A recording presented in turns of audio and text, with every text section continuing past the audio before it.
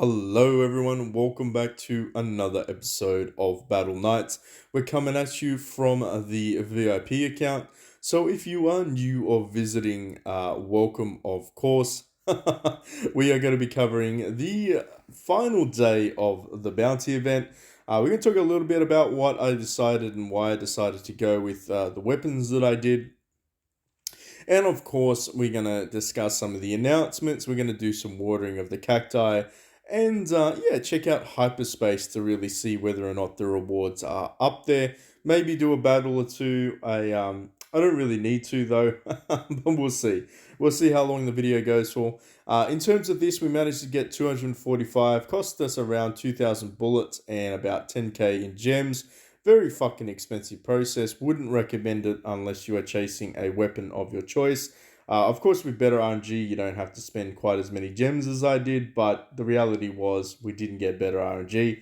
It is what it is in any gotcha game. Now, in terms of her weapons, I decided to go with Viper, her main hand. Um, there was much debate about this on the Discord, and granted, the thing that sealed it for me, because there are two options, and we'll explain it in a second, but the thing that sealed it for me in order to why I decided to go with this weapon was because she's actually the lowest statted hero on my team. So, very much dependent on where she is within your team. Obviously, I'm running A2s, A3s. This is base level. She's a base level. She's not even A1. So, in terms of other heroes targeting her, like Pole, for instance, even other Ajaels, heck, pretty much any hero that hits her is essentially targeting her because she potentially has low HP. This kind of comes in clutch where it allows her and Raph and Charlotte with her offhand weapon as well to give it a chance, and even Samuel to an extent, give it a chance to keep her alive. Of course, this is the oh shit moment where she hits the deep end, and it's like, okay, well, we've got no, she can't stay alive any longer, and then this thing procs, and then it's like, happy days. She's back. She's cleared her deep wounds, and hopefully all her marks are still out. Unfortunately, she does take double damage after that, so it's not. It's definitely for a short time, not a long time, and sometimes it's not even a good time. But it is a something. It fucking is a something, right? But either way, in terms of her sub weapon, this is where it gets a little bit more spicier. Honestly, these need to be used in conjunction with each other. These really were the best weapons so far in the game that I've seen. Mind you, I'm not a weapons expert. I haven't really read all the statistics, but in my opinion, this Nintu is one of the only heroes where they really synergize exceedingly well with each other. Because it is, of course, based on her losing percentages of HP, where she can then throw out layers of her Viper Mark, which is very interesting to all enemy units for 3 rounds. When under fatal attack, this will add 1 permanent layer of Viper Marks. So not only is she getting the additional bonus of 50%, 25%, she's also getting fatal attack, which then, of course, procs her main hand weapon, puts her back to full HP. And at that stage of the game, we're probably talking about enough layered marks over a boss fight or over a sustained level, even in PvP, where you're now starting to kick into maximum damage, maximum crit percentage, and maximum chance of paralysis to the enemy team unit, essentially shutting them down. And of course, if you go with her affected attribute, where is it? Where is it? Excuse me. Is it this one? This one. If you decide to go with this one, you're then adding additional layers of infected on top of additional layers of marks. It is very fucking nasty. Now, I haven't really tested this out as much because I just wanted to see how many marks I could get out and about. So it'll be interesting to swap between either or during the duration of my gaming experience. But yes, it is quite cool. But like as you can see, in terms of her HP, she's kind of squishy. She's like she's almost as squishy as Aziao. Like Asia, oh, you're so close to being as squishy as her. But that's a typical assassin. Assassins generally are squishier in terms of HP. And of course, if you already know that, most assassins target the heroes with the lowest HP on the team. Thus, it means that old mate here is going to get whopped on very, very early on, especially with poles as well. Now, what I'd like to say though is if you decide to go down the path of going with her sub weapon, there is a way to optimize it, although you will need to sacrifice DPS to do it. Essentially, you can use the magnetic stone haldoms. Now, the reason why you want to do that is essentially the same reason as her main hand. When under fatal attack, you become immune, you trigger deep, you actually get a speed increase, which is interesting. And then you have deep sucking efficiency increased by 50% for 2 rounds. Deep sucking is essentially the same as life leech in other games. It just gives you a chance to essentially restore some of your HP based on the damage that you've done to the enemy. It's a 50% chance. Honestly, it's a bit of a Hail Mary. But if you're running with a Raph, or if you run with a Charlotte with her offhand as well, Barbaric Princess will heal you, and Raphael will heal you, and Sammy will heal you a little bit. Anyway, but yes, that's my thoughts and reasonings behind it. We did manage to pull a A. Of course, the only hero so far in my entourage that's ever got an S class weapon is, of course, Samuel A support, which is slightly disappointing. Although stat wise, it really doesn't make a hell of a difference. But anyway, what else is there? So there's another thing that popped up in the announcements tabs. Kratos' weapons is now available in the guild store for exclusives, which is fantastic. If you are building Kratos and you've been saving your tokens, well, she's going to appear there. And of course, for some reason, they've optimized Hyperspace rewards, so we're going to check that out in a second. Probably a long time overdue if we're really honest, but you know, it is what it is. Arcade and Dawn Commission events, pretty stock standard. They're the ones that are coming out tomorrow. What are we talking about with Restore the Earth? So we did manage to purchase some of these funds. I guess we'll end the video with us doing some attempts, but I'll just snag these out anyway. We'll grab those out. So we got 54 of those. Let's see if we can rank a little bit higher. But before we do that, let's jump into the hyperspace. So here we go. I've already maxed this out. I really don't have to fight this guy.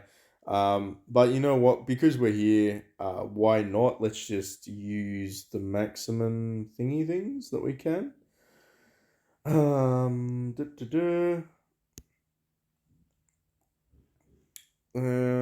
Full energy.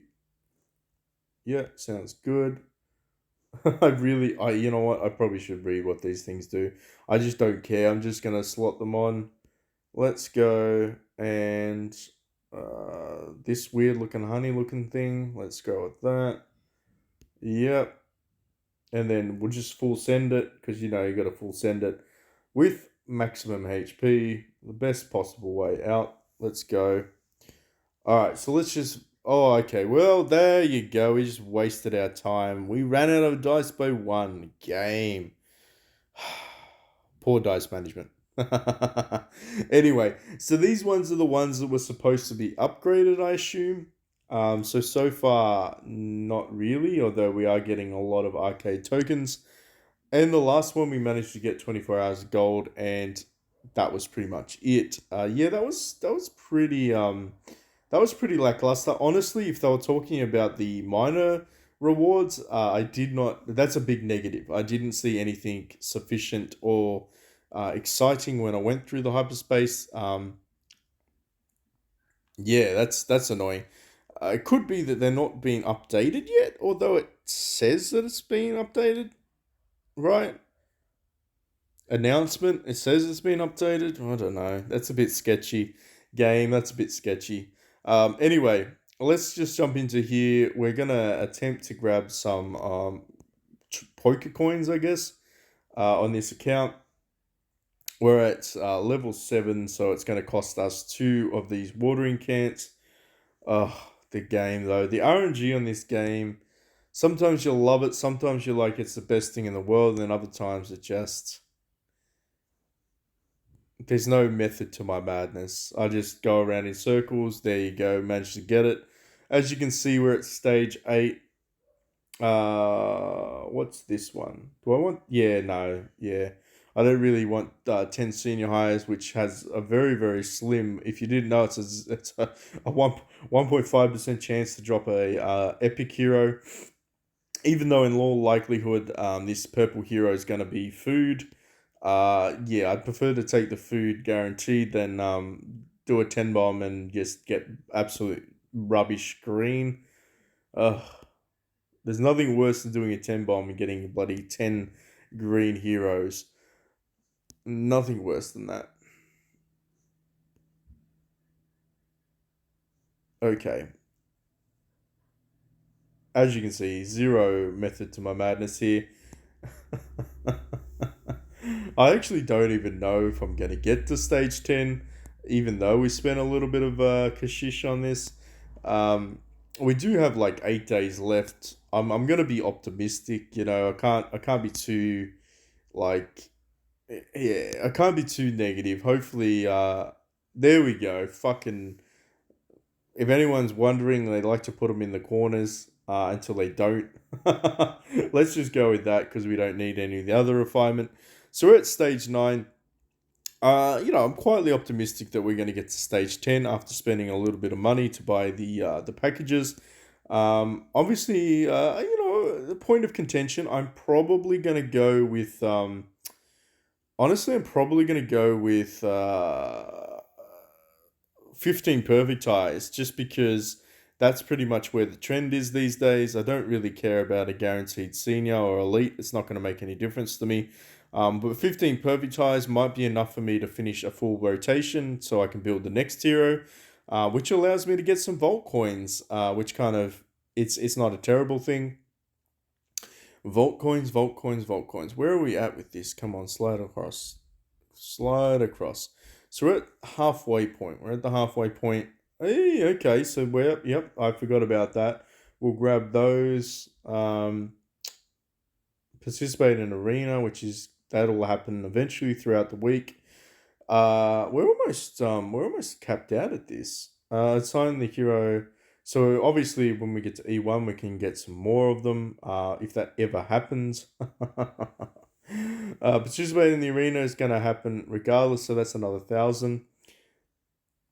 I mean, at this stage though, is it worth just spending some gemages to keep pushing up higher? I don't know. I really don't know. Honestly, we could do like I don't know. It's sketchy, right? At this stage of the game, it's a little bit sketchy. I mean, do I try to do 20 more perfect tires and see whether or not I can get her? And that essentially allows me to get to A1 if we get really lucky, halfway to A2 if we can get the pity. Let me know in the comment section below. Is it worth me risking it, doing 20 more perfect tires outside of the perfect tire event to see if we can maximize Nintu? Granted, she could always just drop whenever I do my next perfect tire summons just because, RNG and all that sort of stuff. But, hmm. Outside of this, there's not really too much else to discuss. I don't think there's anything too spicy going on. We've only got 63 Vault coins. We would definitely need to purchase the bronze order in order to grab the 300 that's required to grab the pity system of Nintu out of the shop. So that's a very interesting thing. More money they'd want me to pay. But yeah, that's pretty much it. I don't think there's anything else to cover. Thank you so much for watching so far, and I'll catch you all in the next one.